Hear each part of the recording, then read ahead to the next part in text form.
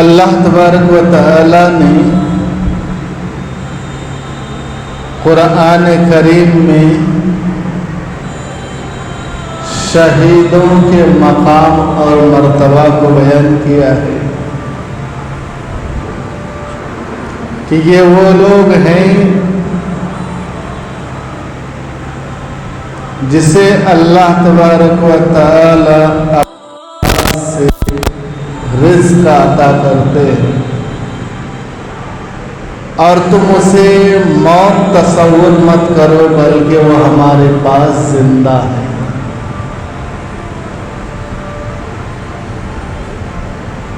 حضرت سیدنا امام حسین رضی اللہ تعالی عنہ جن کی شہادت کی خبر ان کے پیدائش کے دن ہی ان کے نانائے جان جناب خاتم المرسلین نبی کریم صلی اللہ علیہ وسلم نے دی، تو یہ بشارت تو پورا ہونا بنتا ہے۔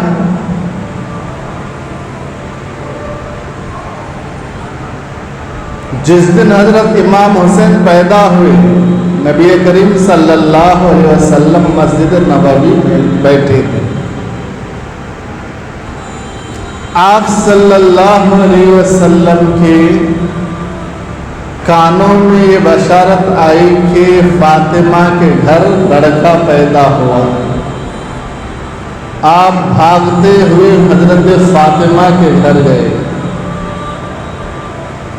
آپ صلی اللہ علیہ وسلم کے چچی جان حضرت ام ہانی رضی اللہ عنہا خوبصورت معصوم امام حسین کو سفید کپڑا میں لپیٹ کر کے آپ صلی اللہ علیہ وسلم کے گود میں لا کر کے دے دیا۔ آپ صلی اللہ علیہ وسلم نے اپنے نواسے سے بہت پیار کیا۔ آپ کے داہنے کان میں حضور اکرم صلی اللہ علیہ وسلم نے اذان دی، بائیں کان میں اقامت کہی۔ آپ صلی اللہ علیہ وسلم نے اپنے لعاب مبارک سے امام حسین کو گھٹی دیا، یعنی امام حسین کے دنیا میں آنے کے بعد سب سے پہلا خوراک جو منہ میں گیا تھا وہ نبی کریم صلی اللہ علیہ وسلم کے لعاب مبارک تھا۔ وہ امام حسین کس طریقے سے نماز قضا کر سکتا ہے جس کے کانوں میں دو جہاں کے سردار نے اذان دی، جن کے کانوں میں دو جہاں کے سردار نے اقامت کہی ہے، جن کے اندر سب سے پہلا خوراک نبی کا لعاب گیا ہو، وہ حسین کس طریقے سے نماز قضا کر سکتا ہے؟ امام حسین رضی اللہ تعالی عنہ کربلا کے میدان میں تلواروں کے سائے میں نماز پڑھ کر کے دنیا والوں کو بتا دیا کہ نماز کسی بھی صورت میں معاف نہیں ہے۔ اور امام حسین رضی اللہ تعالی عنہ کربلا کے میدان میں خون سے وضو کر کے نماز ادا کر کے اپنے نانا جان کے اذان کی لحاظ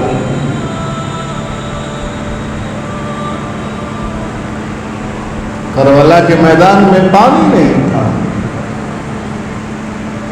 3 دن تک سب اہل بیت پیاسے تھے، پانی بند کر دیا تھا، یزید کے لشکر ہو گئے۔ ظاہر بات ہے جہاں پر لاشوں کے لاشیں گر رہے ہیں وہاں پر امام حسین جو جنرل ہے اپنے بیٹوں کے لاشوں کو ڈھیر کو अपना ला करके सुला रहे हैं, भतीजों के लाशों को ला करके सुला रहे हैं, भांजों के लाशों को ला करके सुला रहे हैं, और आपसे मोहब्बत करने वालों के लाशों को ला करके सुला रहे हैं। लेकिन नमाज का वक्त आया तो इब्ने ज़ियाद के जनरल से कहा कि नमाज का वक्त हो गया है, लड़ाई बंद करो। उधर से आवाज आती है, अल्लाह ताला तुम्हारे साथ है ही नहीं तो नमाज पढ़ के क्या करोगे। इब्ने ज़ियाद के जनरल ने ये बात कहा कि नहीं, नमाज तो पढ़ना है, नमाज तो माफ नहीं है। हजरत इमाम हुसैन रजी अल्लाह ताला अन्हु तयम्मुम किया, वहाँ रेतीले टीले पर उठे, तयम्मुम करके नमाज पढ़ा। इमाम हुसैन रजी अल्लाह ताला अन्हु के उस नमाज ने दुनिया वालों को बता दिया कितने ही अहम काम पेश क्यों ना आ जाए, कितने ही दुश्वार काम क्यों ना पेश आ जाए, कितने ही मुसीबत से भरा हुआ काम क्यों ना पेश आ जाए, नमाज नहीं छोड़ना। गर्ज इमाम हुसैन रज़ी अल्लाह ताला अन्हु पैदा हुए, आप सल्लल्लाहु अलैहि वसल्लम ने आसान दी, इकामत कही, घुट्टे दिया, मोहब्बत किया, चूम रहे थे, खुश हो रहे थे आप सल्लल्लाहु अलैहि वसल्लम। अचानक आपकी आंखों में आंसू आ गए। उम्मे हानी रज़ियल्लाहु ताला अन्हा कहती है कि या रसूल अल्लाह, अभी अपने नवासे को लेकर के आप उछल रहे थे, कूद रहे थे, खुश हो रहे थे, और अचानक आपकी आंखों में अभी आंसू, समझ में नहीं आया। चची जान, मेरे सामने करबला का मंजर अल्लाह ताला ने ला खड़ा कर दिया, मेरे नवासे को मेरे ही उम्मत के लोग कत्ल करेंगे। तो शहादत की खुशखबरी नबी करीम सल्लल्लाहु अलैहि वसल्लम ने उस दिन दे दिया था जिस दिन इमाम हुसैन पैदा हुए थे। इमाम हुसैन रज़ियल्लाहु ताला अन्हु मामूली इंसान नहीं थे। इमाम हुसैन ये वो शख्सियत थी जिसकी इज्जत अरब अजम का खलीफा हजरत उमर फारूक रज़ियल्लाहु ताला अन्हु करते थे। जिस वक्त नबी करीम सल्लल्लाहु अलैहि वसल्लम का विसाल हुआ, उस वक्त हजरत इमाम हुसैन की उम्र 8 साल के थे। हजरत अबू सिद्दीक़ रज़ियल्लाहु ताला अन्हु ने 2 साल खिलाफत की। हजरत उमर फारूक रज़ियल्लाहु ताला अन्हु ने 8 साल या 10 साल खिलाफत की। मिला करके अगर उम्र देखा जाए तो उमर फारूक रज़ियल्लाहु ताला अन्हु के खिलाफत के आखिरी दौर में हजरत इमाम हुसैन रज़ियल्लाहु ताला अन्हु का उम्र 18 साल, ऐन जवानी का वक्त, ऐन जवानी का वक्त। हजरत इमाम हुसैन रज़ियल्लाहु ताला अन्हु एक मरतबा मिलने के लिए हजरत उमर फारूक रज़ियल्लाहु ताला अन्हु के घर गए। दरवाजे के पास, उमर फारूक के दरवाजे के पास गए तो देखा कि वहाँ इब्ने उमर है, तो उमर का बेटा बाहर बैठा हुआ। हजरत इमाम हुसैन रज़ियल्लाहु ताला अन्हु ने कहा कि बाहर क्यों बैठे हो, हम उमर थे दोनों। तो हजरत अब्दुल्ला ने कहा कि अब्बा जान अंदर मीटिंग कर रहे, मुझे बाहर कर दिया। अंदर मीटिंग चल रही है, मुझे बाहर कर दिया। हजरत इमाम हुसैन रज़ियल्लाहु ताला अन्हु दिल में सोचे कि जब उमर अपने बेटे को अंदर नहीं आने दिया, मुझे कहाँ से आने देंगे। हजरत अब्दुल्ला के साथ हजरत हुसैन भी बैठ गए। कुछ देर के बाद हजरत अब्दुल्ला को अंदर आने की इजाजत मिली। میٹنگ ختم ہو گئی ہے، اب تم اندر آ سکتے ہو۔ حضرت عبداللہ جب اندر داخل ہو رہے تو ساتھ میں حضرت امام حسین ہے۔ امام حسین رضی اللہ تعالیٰ عنہ کو دیکھ کر کے خلیفۃ العرب والعجم حضرت عمر فاروق رضی اللہ تعالیٰ عنہ کھڑے ہو گئے کہ جناب آپ کب آئے؟ حضرت حسین نے کہا کہ بہت دیر ہو گیا، اندر کیوں نہیں آئے؟ کہا کہ آپ کا بیٹا باہر بیٹھا ہوا ہے، جب آپ اپنے بیٹے کو اجازت دیں گے تو میں تو علی کا بیٹا ہوں، اس لیے میں بھی عبداللہ کے ساتھ باہر بیٹھ گیا۔ حضرت حسین رضی اللہ تعالیٰ عنہ نے روتے ہوئے کہا کہ حسین، عمر ابن خطاب کا قانون اپنے بیٹے کے لیے تو ہو سکتا ہے لیکن آپ کے لیے نہیں، آپ جب چاہے میرے پاس آ سکتے۔ حضرت عمر ابن خطاب رضی اللہ تعالیٰ عنہ حضرت امام حسین کو ہمیشہ سلام میں پہل کیا کرتے ہیں۔ امام حسین کو دیکھتے ہی حضرت عمر رضی اللہ عنہ سلام کرتے ہیں۔ حضرت امام حسین رضی اللہ تعالیٰ عنہ اپنے دل میں سوچے کہ بڑے حضرت ہے، ہمیشہ مجھے سلام کرتے ہیں، کبھی مجھے حضرت عمر کو سلام کرنا چاہیے۔ ایک مرتبہ حضرت عمر رضی اللہ تعالیٰ عنہ دور سے کہیں سے آ رہے تھے، حضرت امام حسین حضرت عمر رضی اللہ عنہ کو دیکھا اور ایک دیوار کے پیچھے چھپ گئے کہ جب عمر آئیں گے قریب میں سلام کروں گا۔ حضرت عمر رضی اللہ تعالیٰ عنہ قریب آنے کے بعد حضرت امام حسین دیوار سے باہر آ کر کے سلام کرتے، فوراً حضرت عمر فاروق رضی اللہ تعالیٰ عنہ کی طرف سے السلام علیکم یا حسین۔ امام حسین رضی اللہ تعالیٰ عنہ تعجب کرنے لگے کہ وعلیکم السلام، آپ کو کیسے معلوم کہ یہاں پر میں ہوں؟ آپ کو کیسے معلوم؟ امام حسین رضی اللہ تعالیٰ عنہ کو جو عمر نے بات کہی وہ بات غور کرنے کی ہے، ہر ایک کے سمجھنے کی وہ بات نہیں ہے اور ہر ایک کو وہ چیز نصیب نہیں ہوگی کہ حضرت میں تو یہاں چھپا ہوا تھا، آپ کو سلام کر، آپ نے فوراً سلام کیا، آپ کو کیسے معلوم کہ میں یہاں ہوں؟ تو عمر فاروق رضی اللہ تعالیٰ عنہ نے فرمایا کہ حسین، تو اگرچہ چھپا ہوا تھا، تیری خوشبو آ رہی تھی، تیری خوشبو سے میں سمجھ لیا کہ ابن علی حسین یہاں پہ ہے۔ میرے آقا صلی اللہ علیہ وسلم اپنے نواسوں سے بہت محبت کرتے تھے، بہت محبت کرتے تھے۔ محبت کی عالم یہ تھا، ایک مرتبہ مسجد نبوی میں منبر پر ٹھہر کر کے خطبہ دے رہے تھے، خطبہ جمعہ کے دن منبر پر ٹھہر کر کے خطبہ دے رہے ہیں، دونوں صاحبزادے گرتے پڑتے مسجد نبوی کے دروازے کے پاس آئے۔ نبی کریم صلی اللہ علیہ وسلم نے دیکھا اپنے نواسوں کو گر رہے ہیں، پڑھ رہے ہیں، صحیح سے چلنا نہیں آ رہا ہے، دونوں گرتے پڑتے دروازے کے پاس آ گئے، مسجد نبوی کے دروازے کے پاس آ گئے۔ آپ صلی اللہ علیہ وسلم نے خطبہ چھوڑ دیا، منبر سے نیچے اترے،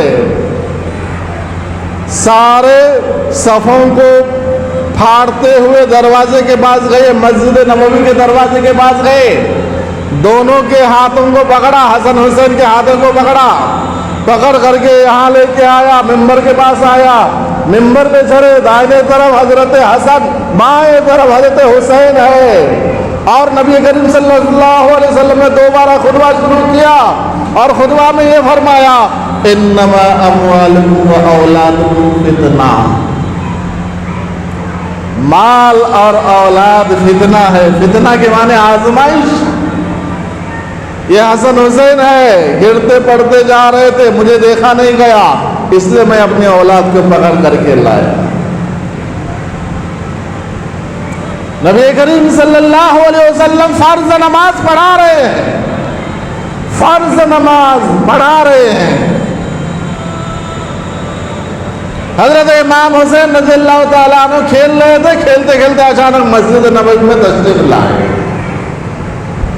آپ صلی اللہ علیہ وسلم جو سجدہ میں گئے، سجدہ میں جاتے ہی امام حسین رضی اللہ تعالیٰ عنہ میرے حبیب جناب محمد رسول اللہ صلی اللہ علیہ وسلم کے پیٹھ پر بیٹھ گئے۔ اوہ حسین تیرا کیا مقام، شہنشاہ بطحا کے پیٹھ پر تو سوار ہے، کیا تیرا مقام ہے؟ نبی کریم صلی اللہ علیہ وسلم نے تسبیح پڑھنے کے بعد اٹھے نہیں، آپ صلی اللہ علیہ وسلم نے سجدہ لمبا کر دیا، سجدہ لمبا کر دیا کہ اگر میں اٹھوں گا تو حسین گر جائیں گے، حسین کو تکلیف آئے گی، سجدہ لمبا کر دیا۔ حضرت عبد الرحمن بن عوف رضی اللہ تعالیٰ عنہ پہلے سب میں یہاں پہ ٹھہرے ہوئے ہیں، آپ صلی اللہ علیہ وسلم یہاں پہ نماز پڑھا رہے ہیں، امام حسین آپ کے پیٹھ پر بیٹھے ہوئے ہیں۔ تمام صحابہ کرام کے دل میں وسوسے آنے لگے، صحابہ کرام کے دل میں یہ خیالات آنے لگے کہ آپ صلی اللہ علیہ وسلم فوت ہو گئے، نعوذ باللہ آپ صلی اللہ علیہ وسلم کو موت آ گئی، اتنا لمبا کبھی سجدہ کیا ہی نہیں ہے۔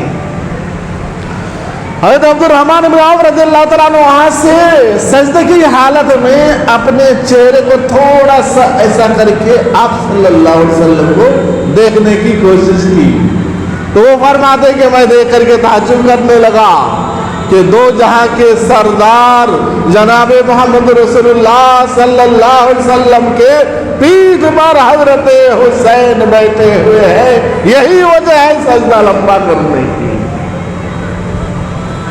تو عبد الرحمن بن عوف رضی اللہ تعالیٰ عنہ آہستہ آہستہ ہاتھ بڑھانے کی کوشش کی حضرت امام حسین کو اتارنے کے لیے، امام حسین آپ صلی اللہ علیہ وسلم کے پیٹھ سے اتر جائے اور آپ صلی اللہ علیہ وسلم رکوع تسبیح سجدہ سے اٹھے، اس کے لیے انہوں نے آہستہ آہستہ اپنے ہاتھ کو آگے بڑھایا۔ نبی کریم صلی اللہ علیہ وسلم کو محسوس ہوا سجدے کی حالت میں، آپ صلی اللہ علیہ وسلم کو محسوس ہوا ایک ہاتھ آ رہا ہے امام حسین کی طرف، آپ صلی اللہ علیہ وسلم نے اس اشارے میں ہی اس ہاتھ کو روکنے کی کوشش کی کہ چھوڑ دو، امام حسین کو میرے اوپر بیٹھے رہنے دو۔ امام حسین رضی اللہ تعالیٰ عنہ جب تھک گئے اس کے بعد آپ پیٹھ سے نیچے اترے، آپ صلی اللہ علیہ وسلم سجدے سے سر اٹھایا۔ یہ محبت کی حالت عرب میں عام طور پر بچوں کو گود میں نہیں لیتے تھے، اپنے عزت کے خلاف سمجھتے تھے، بچوں کو گود لینا، بچوں کو لاڈ محبت کرنا عزت کے خلاف سمجھتے تھے۔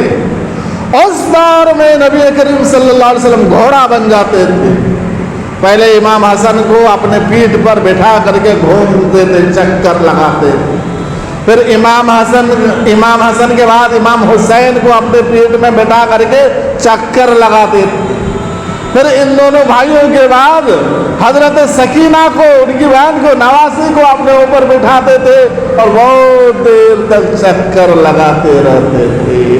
بچوں سے یہ محبت کا عالم تھا۔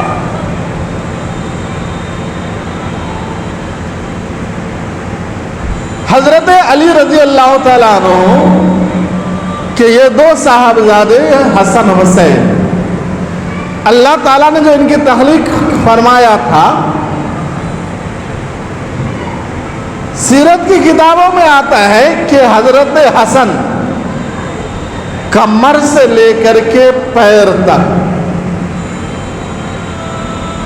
کمر سے لے کر پیر تک نبی کریم صلی اللہ علیہ وسلم کے جیسے، اور کمر سے لے کر سر تک حضرت علی رضی اللہ تعالیٰ عنہ کے جیسے، اور حضرت امام حسین کمر سے لے کر کے پیر تک حضرت علی رضی اللہ تعالیٰ عنہ کے جیسے تھے، اور کمر سے لے کر کے سر تک حضور اکرم صلی اللہ علیہ وسلم کے جیسے تھے۔ ہم اپنی اولاد سے محبت کرتے ہیں، اسے بوسہ دیتے ہیں، اسے چومتے ہیں۔ آپ صلی اللہ علیہ وسلم اپنے نواسوں کو بوسہ دیتے تھے، چومتے تھے اور سونگھتے تھے۔ حضرت امام حسین کو آپ صلی اللہ علیہ وسلم سونگھتے بھی تھے۔ صحابہ کرام نے فرمایا کہ یا رسول اللہ، ہم اپنی اولاد سے محبت کرتے ہیں، چومتے ہیں، یہ بات تو سمجھ میں آئی، سونگتے کیسے، کیوں سونگتے ہیں؟ میرے آقا صلی اللہ علیہ وسلم نے فرمایا کہ میں اپنی نواسوں سے محبت کرتا ہوں، اس لیے اسے چومتا ہوں، اور حسن حسین کے جسموں سے جنت کی خوشبو آتی ہے، اس لیے اسے سونگتا ہوں۔ حسن حسین کے جسم سے جنت کی خوشبو آتی ہے، اس خوشبو کو میں سونگتا ہوں۔ اللہ، یہ محبت کا عالم تھا اپنے نواسوں سے۔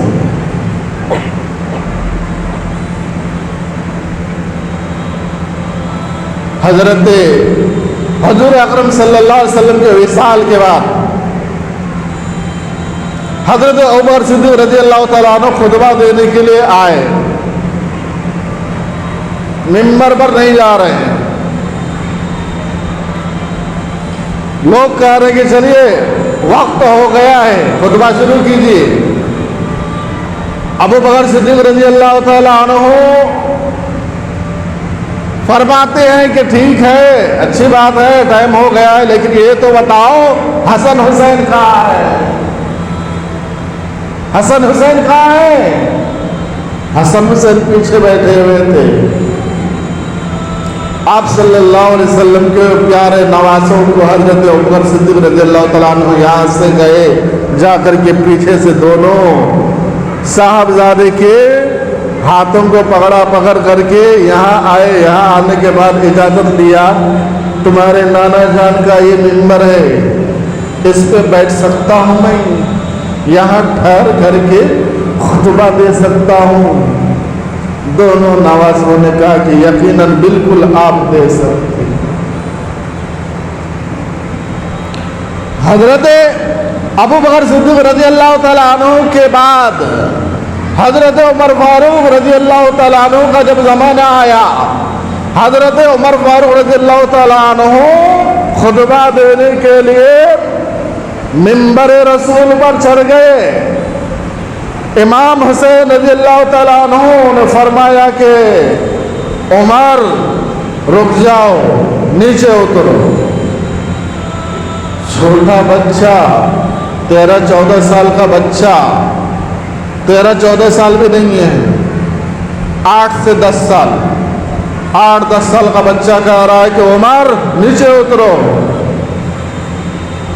حضرت عمر فاروق رضی اللہ تعالیٰ عنہ امام حسین کی بات سنے، فوراً نیچے اتر گئے۔ حضرت علی رضی اللہ تعالیٰ عنہ فرماتے ہیں کہ اپنے بیٹے کو کہا کہ یہ کیا کر رہے ہو، وہ خلیفۃ المسلمین ہے، خاموش ہو جاؤ۔ اپنے نواسے کو، اپنے بیٹے کو ڈانٹ رہے ہیں، کون؟ حضرت علی رضی اللہ تعالیٰ عنہ۔ عمر فاروق رضی اللہ تعالیٰ عنہ نے دیکھا کہ حضرت علی اپنے بیٹے کو ڈانٹ رہے ہیں۔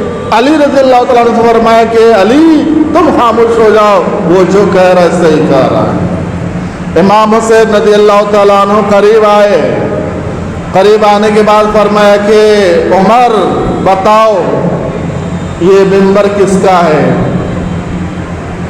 حضرت عمر فاروق رضی اللہ تعالیٰ عنہ کہنے لگے کہ یہ تمہارے نانا جان حضور اکرم صلی اللہ علیہ وسلم کا ہے۔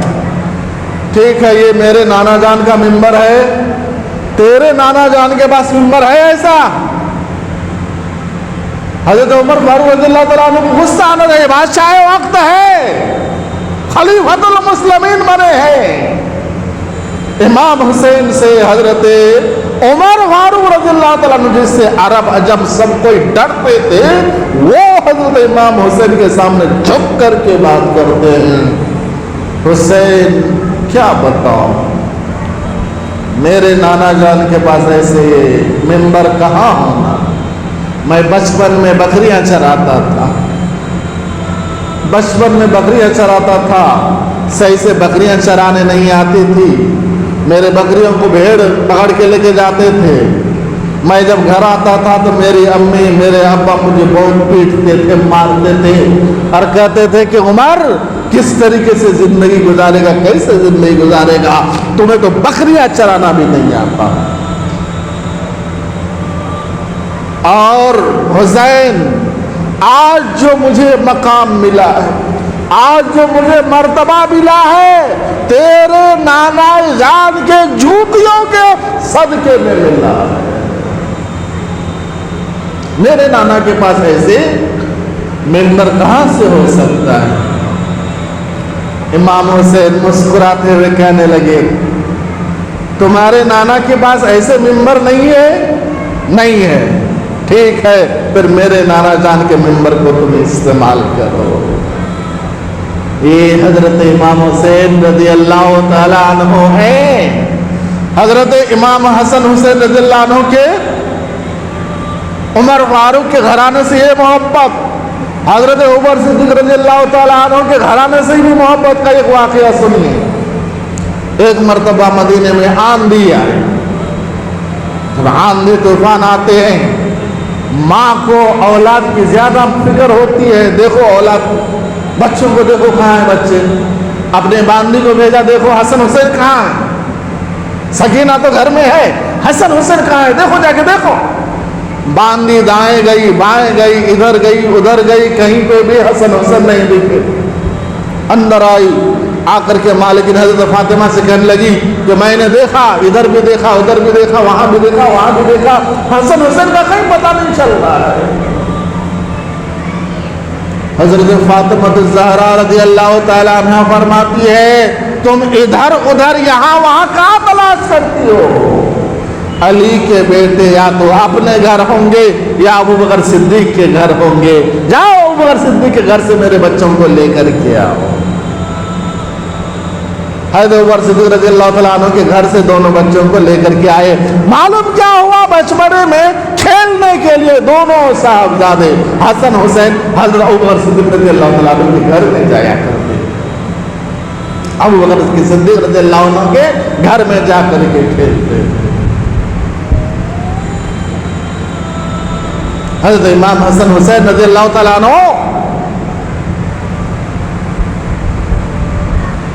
جس وقت حضرت عثمان غنی رضی اللہ تعالیٰ عنہ کو محصور کیا گیا، امام حسین رضی اللہ عنہ کو حضرت علی نے پہرہ داری کے لیے حضرت عثمان کے گھر بھیجا. کتنی محبت تھی دونوں صاحبزادے کی صحابہ کرام سے اور صحابہ کرام کے دونوں صاحبزادے سے. امام حسین رضی اللہ تعالیٰ عنہ یہ وہ شخصیت ہے، یہ وہ شخصیت ہے جس کے سامنے دنیا تھرانے والے بادشاہ، دنیا تھرانے والے شخصیت حضرت امام حسین جھک کر کے بات کرتے تھے. امام حسین جھک کر کے بات کرتے تھے. ہاں، آپ جو کہتے ہیں صحیح ہے، آپ نے جو فرمایا صحیح ہے، آپ کی بات درست ہے. حضرت امام حسین رضی اللہ تعالیٰ عنہ کا یہ پاور تھا.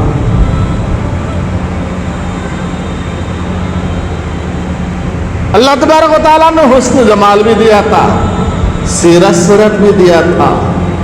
سیرت کے بارے میں تو بتا دیا میں نے کہ کبھی دونوں نے نماز قضا نہیں کیا، کبھی نماز قضا نہیں کیا. میدان کربلا میں خون سے وضو کر کے وہ نماز پڑھ کر کے امت کو بتا دیا. موت تو یقینی ہے، مرنا ہی ہے ہر ایک کو، لیکن کبھی نماز نہیں چھوڑنا. کربلا کے میدان میں جہاں چاروں طرف سے تلوار ہی تلوار ہو، جہاں لاشوں کے انبار ہو، لاشوں کے ڈھیر ہو، جہاں سامنے سے موت دکھ رہی ہو، وہاں پر بھی تمہارے لیے نماز معاف نہیں ہے. تم کو تو نماز پڑھنا ہی پڑھنا ہے، ہر حال میں تم کو نماز پڑھنا ہی پڑھنا ہے۔ امام حسین رضی اللہ تعالیٰ عنہ کی یہ واقعہ، صرف یہی ایک واقعہ ہمیں پکا سچا مسلمان بننے کے لیے کافی ہے، ایک پکا نمازی بننے کے لیے کافی ہے کہ نماز تو معاف نہیں ہے، چاہے تم نبی کے نواسے ہی کیوں نہ ہو۔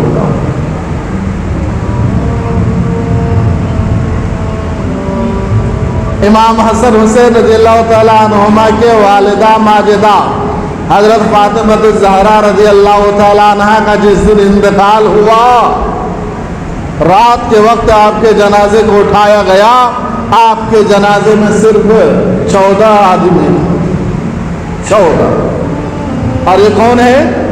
تمام عورتوں کی سردارنی، جنت کے تمام عورتوں کی سردارنی۔ حضرت فاطمہ کو قبر میں اتارا گیا، حضرت فاطمہ زہرا رضی اللہ تعالیٰ عنہ کو قبر میں اتارا گیا، عبد الرحمن بن عوف رضی اللہ تعالیٰ عنہ بھی تھے۔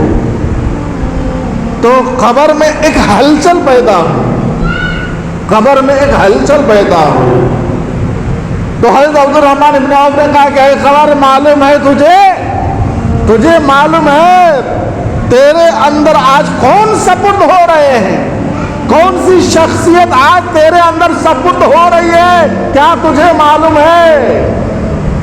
قبر سے آواز آ رہی ہے، میرے پاس کوئی حسب نسب نہیں چلتا، کوئی خاندان قبیلہ نہیں چلتا، کالا گورا نہیں چلتا، میرے پاس تو صرف اعمال چلتا ہے۔ قبر کو معلوم ہے یہ جنت کے سردار نہیں ہے، یہ جنتی ہے، جنت کے سردار نہیں ہے، اس کے باوجود قبر سے یہ آواز دنیا والوں کو بتایا جا رہا ہے، اے دنیا والے، چاہے تمہارا خاندان کتنا ہی اعلیٰ ہو، عرفہ ہو، تم کتنے ہی بڑے ہو، تم کتنے ہی پیسے والے ہو، تم کالے ہو یا گورے ہو، یہ چیزیں تمہاری کام آنے والی نہیں ہے، تمہارے لیے کام آنے والی چیز نماز۔ امام حسین کے کانوں میں جو رسول اللہ صلی اللہ علیہ وسلم نے اذان دی تھی، اس اذان کی امام حسین نے لاج رکھ لی، اور کربلا کے میدان میں بھی آپ نے نماز پڑھ کے دنیا والوں کو بتا دیا نماز معاف نہیں ہے، نماز پڑھو، ہر حال میں نماز پڑھو۔ دعا ہے اللہ تعالیٰ سے اللہ تعالیٰ ہمیں کہنے سننے سے عمل کی توفیق فرمائے۔ حضرت سیدنا امام حسین رضی اللہ تعالیٰ عنہ کے مقام اور مرتبہ کو بلند فرمائے، اور کربلا کے میدان میں جتنے شہداء ہیں ان سارے شہداء کے مقام اور مرتبہ کو بلند فرمائے۔ آمین یا رب العالمین، وآخر دعوانا الحمد للہ رب العالمین۔